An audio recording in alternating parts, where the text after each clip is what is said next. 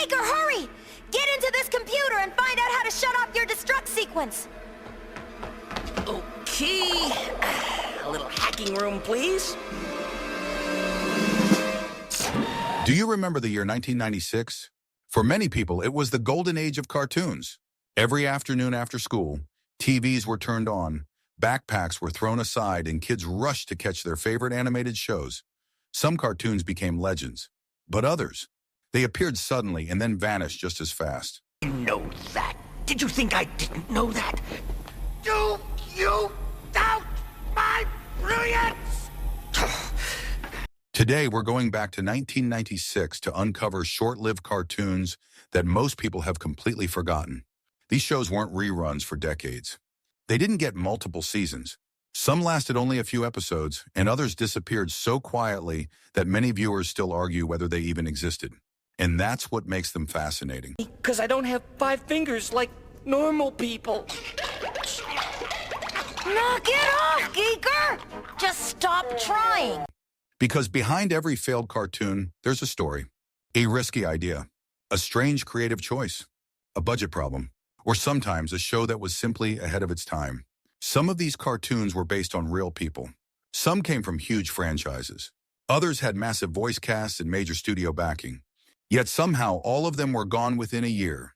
As we count down this list, you might suddenly remember a theme song, or a character you haven't thought about in decades, or realize that one cartoon you loved as a kid quietly disappeared forever. It's a beautiful night.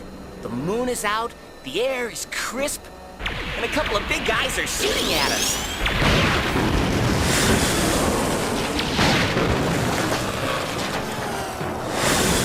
Watch till the end, because the final entries on this list are some of the most unfairly forgotten cartoons of the entire 90s. And as we go along, tell me in the comments, which one of these deserved another season, and which one should have stayed buried. Let's rewind the clock. Cartoon 10, Project G.E.E.K.E.R. So you would just let him explode? I barely made it into the lab before, and I guarantee you Maston has beefed up security since then. If you ever woke up early on a Saturday morning and stumbled across a cartoon that felt completely unhinged, there's a good chance it was Project G.E.E.K.E.R. This was one of the weirdest animated concepts of 1996, and it didn't try to hide it. Hey, I never noticed that before. Destruct sequence? This can't possibly be good. G.E.E.K.E.R. stood for Genocinetic Experimental Entity for Research, a shape-shifting artificial being created by a villain who wanted to turn him into a living weapon. But before that plan could succeed, G.E.E.K.E.R. was rescued, leaving him with immense power and almost no control over it. What followed was pure chaos. Something goes terribly wrong. Yeah, what could go wrong, Becky? The show leaned hard into unpredictable humor, absurd transformations, and fast-paced madness that felt different from almost anything else on TV at the time. It wasn't clean, it wasn't calm, and it definitely wasn't normal. One of the biggest surprises? The voice cast. If you watch cartoons in the 90s, you've heard these voices everywhere. Legends of animation coming together for a show that most people barely remember today. Despite having a creative concept and a strong cast, Project G.E.E.K.E.R. faced a major problem. They don't have security in here. The guard droids are expected to stop everything. Boink. 7 minutes. We'll make it. The rules were changing.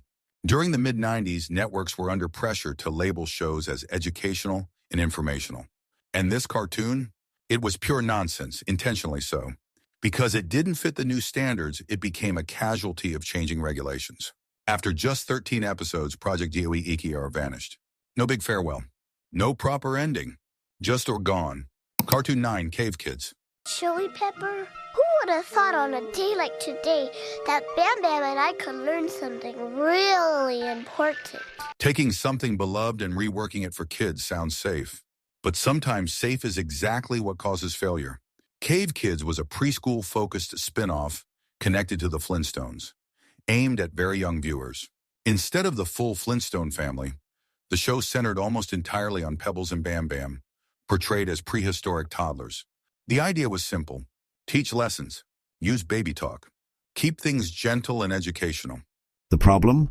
It stripped away almost everything people loved about the original Flintstones. Imagine, this guy had never heard of people helping each other.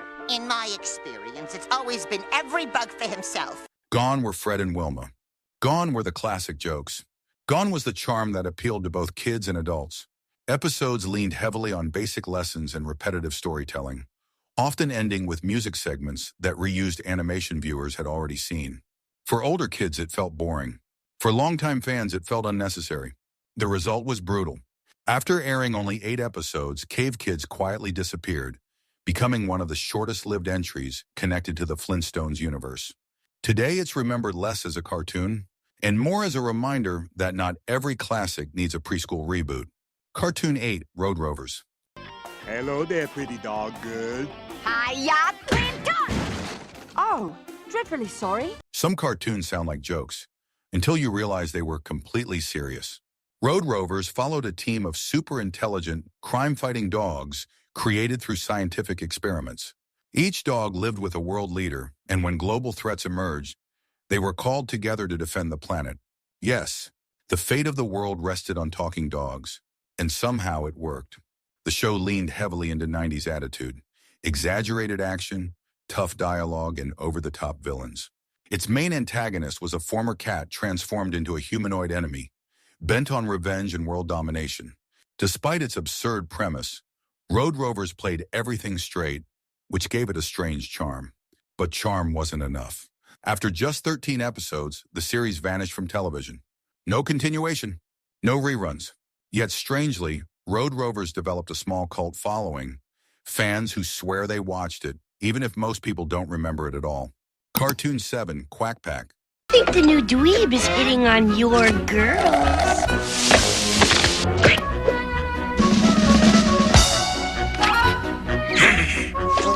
By the mid-90s, Disney knew one thing for sure. The old formula needed an update. Enter Quack Pack, Disney's attempt to drag Donald Duck straight into the 1990s.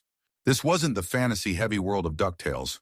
Instead, Quack Pack leaned into something more grounded, more modern, and far more sitcom-like. In this series, Donald Duck works as a cameraman, traveling the world alongside Daisy Duck, who's now a professional TV reporter. Together, they chase breaking news stories instead of treasure maps. And the biggest change of all? Huey, Dewey, and Louie were no longer identical troublemakers. They were now teenagers, each with their own personality, attitude, and style. A very deliberate move to appeal to older kids growing up in the 90s. This version of the Duck universe interacted much more with humans, which gave the show a different tone entirely. Less adventure, more dialogue, more sarcasm, more 90s slang. Quack Pack debuted in September 1996 as part of the Disney Afternoon lineup. On paper, everything seemed right. A classic character, a modern twist, strong studio backing. But there was a problem. Fans who loved DuckTales felt this version lacked heart. New viewers didn't connect strongly enough to stick around long-term. The show wasn't a disaster, but it also wasn't a breakout hit. After just one season, Quack Pack quietly ended. Today, it's remembered as a pure time capsule of the 90s. Baggy attitudes, edgy humor, and a version of Donald Duck trying to survive a decade that didn't quite know what to do with him. Cartoon 6, Bruno the Kid. Cough it up, Four Eyes. Or should I take it out of your hide? Put him down, you overactive, underachieving hormonal cretin freak! Ow! Now let's talk about a cartoon that had no business failing on paper. Bruno the Kid asked a simple but brilliant question. What if the world's top secret agent was an 11-year-old kid? The show followed Bruno, a child who somehow becomes the #1 operative for a global spy organization, an organization that has absolutely no idea how old he really is. By day, Bruno saves the world using high-tech gadgets. By night, he does homework, hides secrets, and desperately tries to keep his double life hidden from parents, teachers, and friends. It was basically James Bond meets Recess. And then there was the voice cast. This wasn't a normal cartoon lineup. It was stacked with famous names, including Bruce Willis, who also helped develop the series. That level of star power was rare for animated TV at the time. Bruno the Kid premiered in September 1996 and actually ran longer than many others on this list, with 36 episodes produced.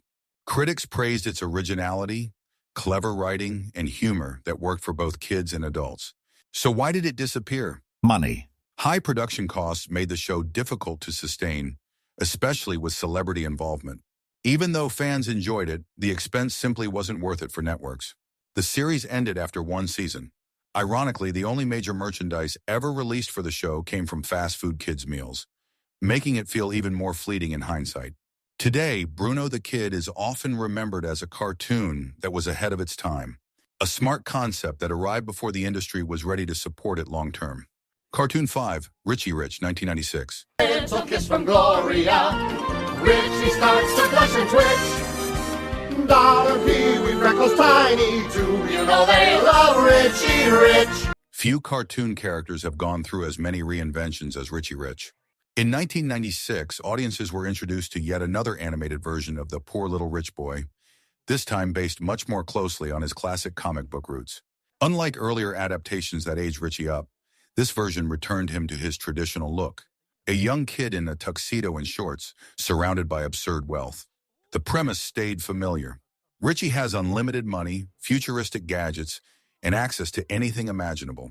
But the show constantly reminded viewers that his true wealth was friendship.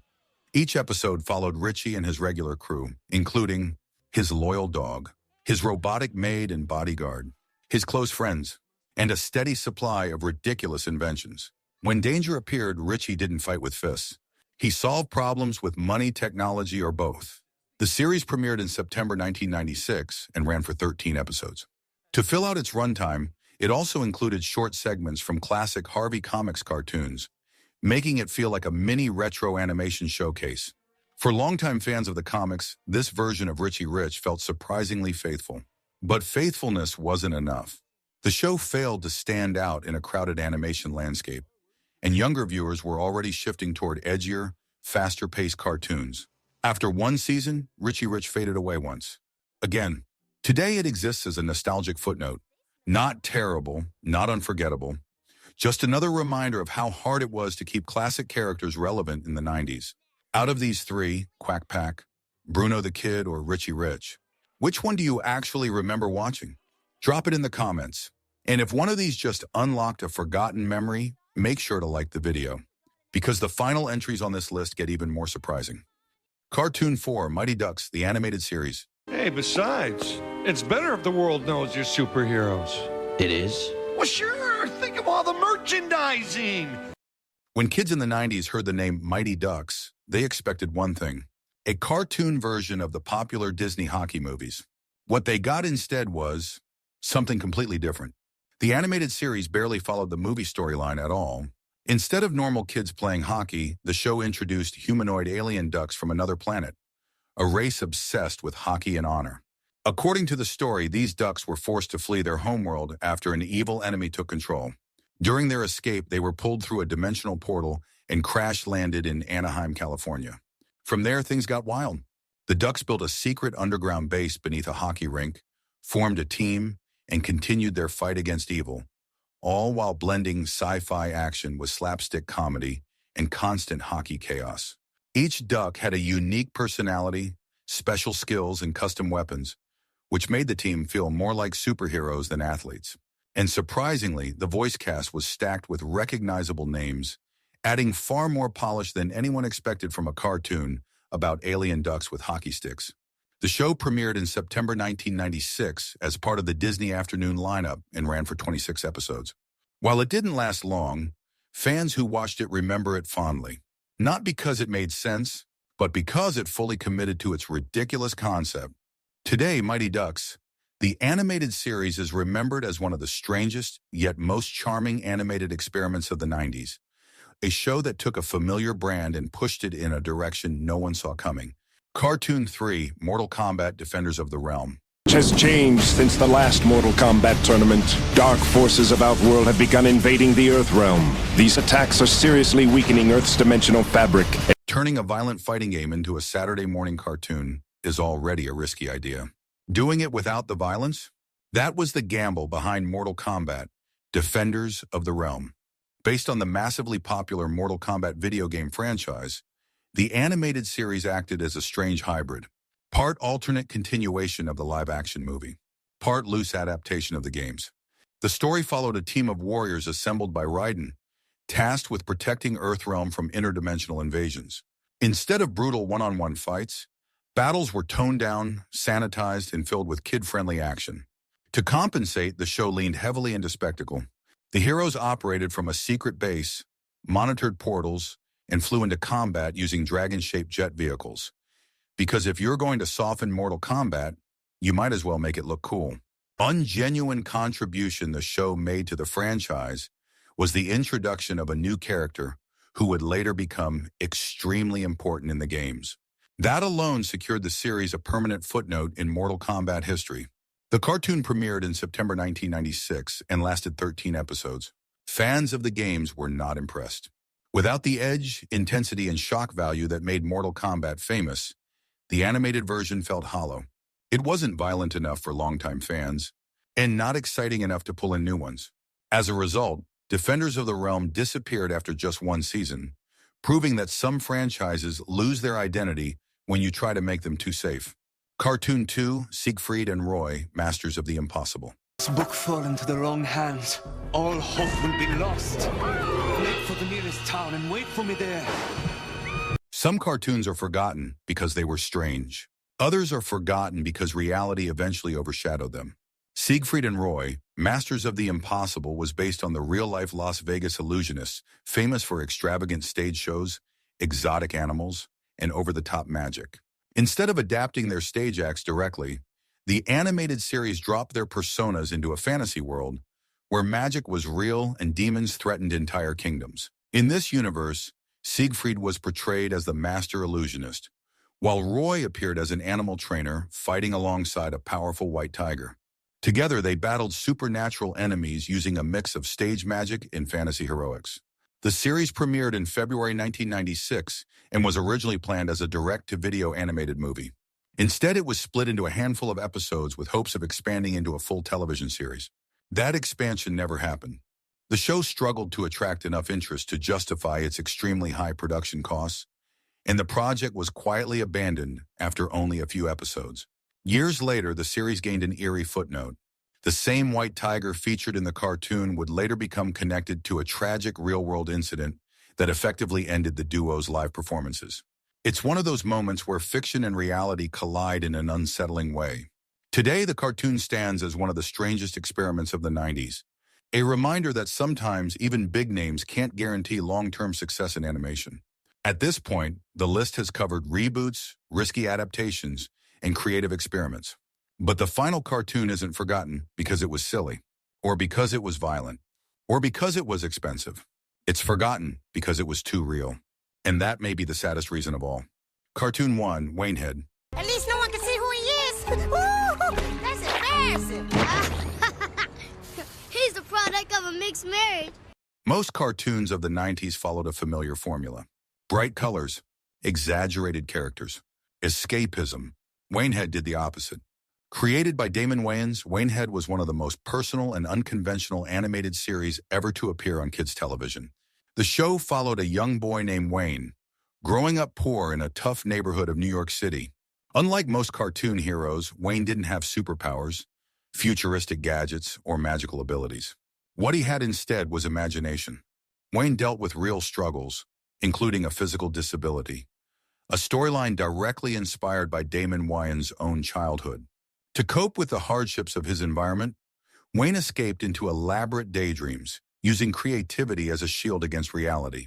This made Waynehead feel completely different from everything else airing at the time. There were no cartoon villains trying to take over the world, no slapstick chaos driving every scene. Instead, the show focused on resilience, family, poverty, and growing up in an environment where survival itself was a challenge.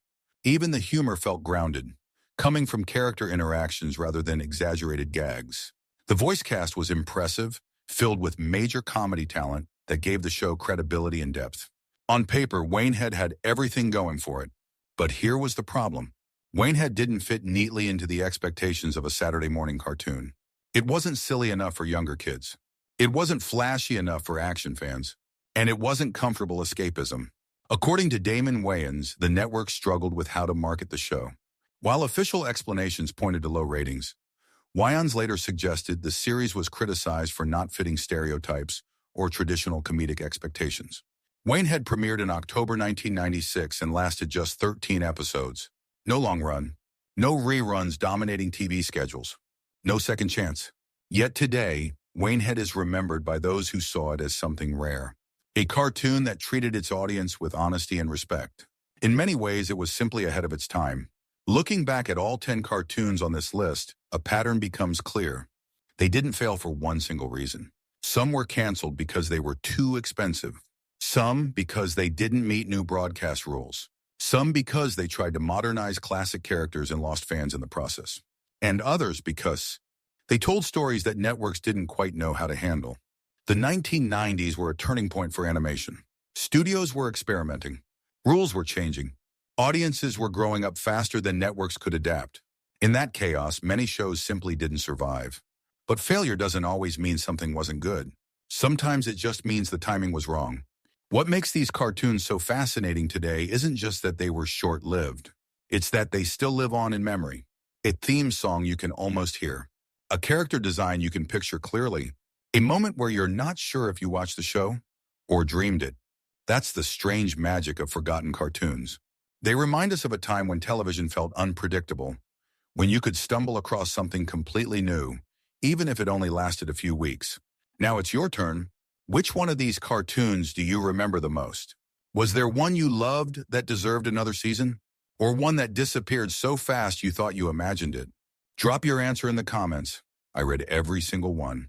And if this video brought back even one forgotten memory, hit like, subscribe, and turn on notifications, because there are plenty more lost cartoons waiting to be rediscovered. Thanks for watching, and thank you for taking this trip back to 1996. Some cartoons fade away, but nostalgia never does.